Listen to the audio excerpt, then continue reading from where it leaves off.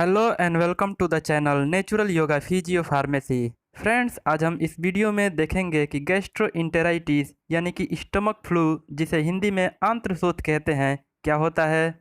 इसके causes, symptoms, diagnosis और treatment में कौन कौन से मेडिसिन यूज होता है और क्या क्या प्रिवेंशन होता है। तो आइए फ्रेंड्स, वीडियो को शुरू करते हैं।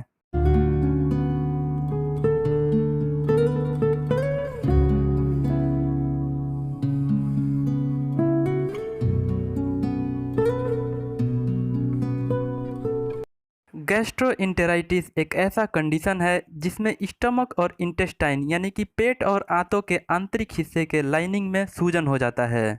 इसे स्टमक फ्लू या फिर इन्फेक्टियस डायरिया भी कहते हैं। यह आमतौर पर बच्चों को अफेक्ट करता है।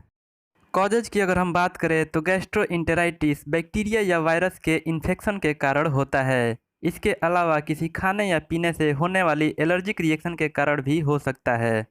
कई बार तो यह दूसरे इन्फेक्टियस डिजीज जैसे कि टाइफॉइड फीवर, इन्फ्लुएंजा और फूड पॉइजनिंग के कारण डेवलप हो जाता है। इसके अलावा अल्कोहल का ज़्यादा प्रयोग और कुछ दूसरे ड्रग्स के साइड इफ़ेक्ट के रूप में भी यह डेवलप हो सकता है। कुछ विद्वानों का ऐसा कहना है कि यह कंडीशन नोरो वायरस और रोटा वायरस के इन्फेक्शन के कारण डेवलप होता है। इस वायरस के कारण बच्चों में बहुत जल्दी इन्फेक्शन हो जाता है। इसके बाद कई तरह के सिम्टम्स दिखाई देने लगते हैं। सिम्टम्स की अगर हम बात करें तो गैस्ट्रोइंटेराइटिस के कंडीशन में हल्का बुखार, सिर दर्द, मितली, उल्टी, दस्त और गैस के कारण पेट और आंतों में दर्द महसूस होता है। इसके अलावा अक्सर मरीज को लगता है कि आंतों के किसी हिस्से में गैस इकट्ठा हो गया है। कई बार पेट के हिस्से में ऐंठन के कारण असहनीय दर्द महसूस होता है। इसके साथ ही कई बार दस्त ज़्यादा होने से डिहाइड्रेशन हो जाता है, जिसके बाद मुख सूखा सूखा लगता है और प्यास लगती रहती है। गैस्ट्रोइंटेराइटिस के कंडीशन में बच्चों में लगातार दस्त होता रहता है।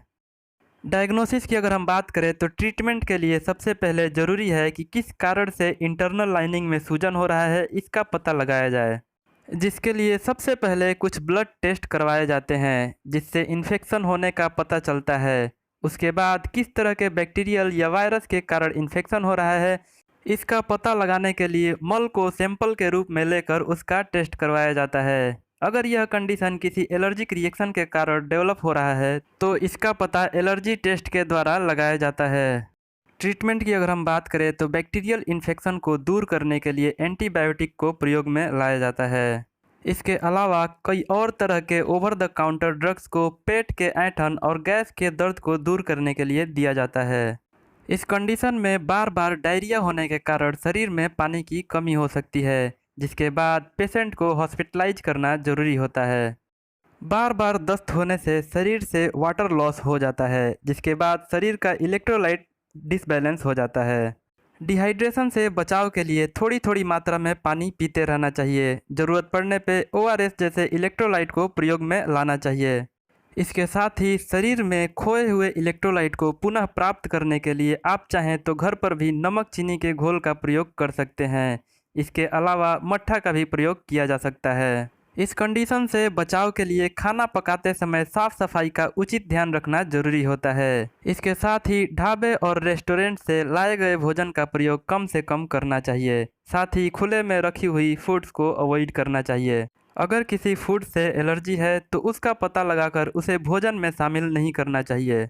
इसके साथ ही मांस को पकाते समय उचित साफ सफाई का ध्यान रख के मांस को अच्छे से पकाकर खाना चाहिए। साथ ही समय समय पर हैंड वॉश करना गैस्ट्रोइंटेराइटिस को प्रिवेंट करता है। वीडियो कैसा लगा कमेंट करके बताएं। अच्छा लगा तो वीडियो को लाइक करें और चैनल को सब्सक्राइब करें, साथ ही दोस्तों के साथ शेयर करें।